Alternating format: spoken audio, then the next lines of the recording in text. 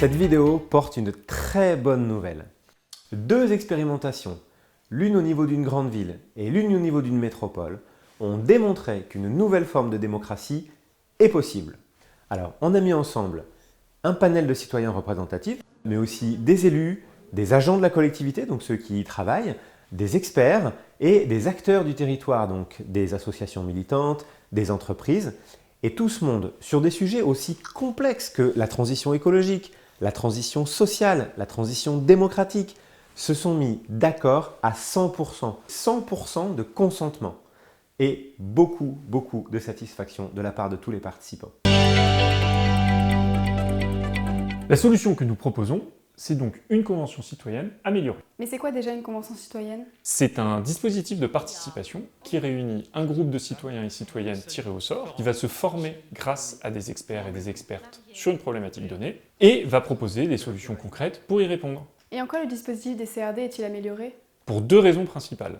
Les élus, qui sont directement intégrés au processus, et les décisions, qui sont toutes prises au consentement, grâce notamment au carton de couleur. Cela permet de dépasser les divisions dans la société et de montrer qu'une démocratie qui nous ressemble et nous rassemble est possible.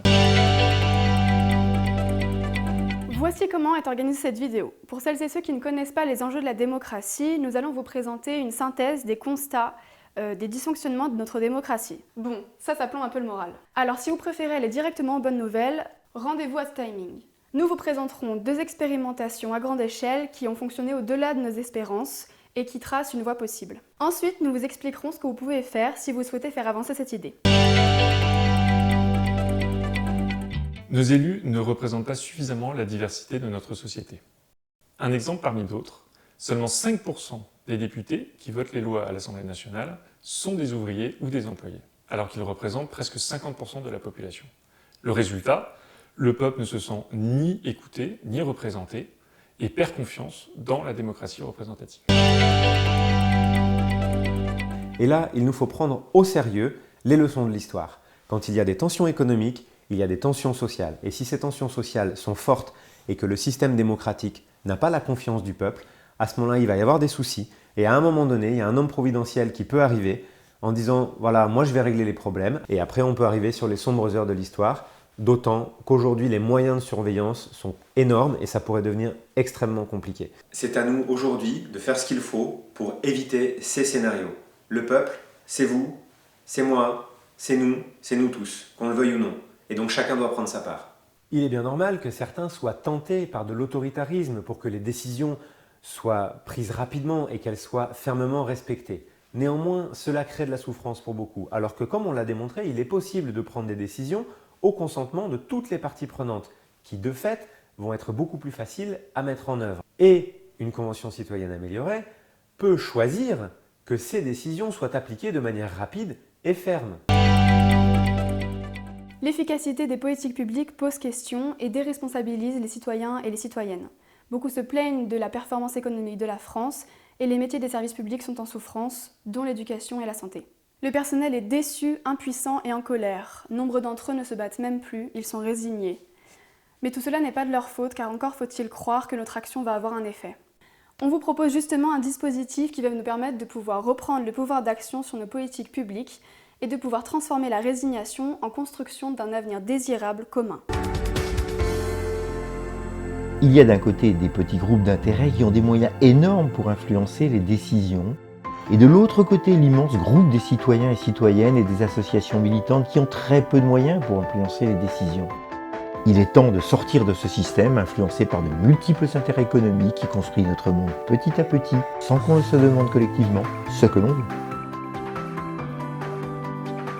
Un manque de transparence politique. Vous le connaissez, les éléments de langage, la langue de bois, la démagogie, parfois les promesses électorales qui n'engagent malheureusement que celles et ceux qui y croient. Tous ces jeux politiciens ne font plus rire. Ils sont délétères pour la démocratie. Les médias privés appartiennent à une élite qui peuvent influencer les contenus politiques. Les algorithmes des réseaux sociaux entraînent des biais et des informations qui peuvent être de mauvaise qualité. Je vais vous lire ce que j'ai écrit. Notre cerveau aime le simple et l'émotion. C'est ce que nous donnent la plupart des médias pour augmenter le nombre d'auditeurs. C'est la base de leur modèle économique. Mais la démocratie a besoin de nuances et de raison. C'est tout l'inverse. Dit autrement, il est plus rentable de faire des scoops émotionnels que des analyses approfondies. Le système n'est pas vertueux. Une incapacité à prendre des décisions à la hauteur des enjeux de long terme. Dans un contexte de changement climatique et d'érosion alarmante de la biodiversité, tous les spécialistes crient que les décisions politiques dictées par le court terme sont très loin d'être à la hauteur des enjeux de moyen et long terme. Il en va de même pour la justice sociale et bien d'autres sujets. Nous ne sommes pas exhaustifs, mais tout cela est longuement analysé dans notre document fondateur que vous trouverez sur notre site web.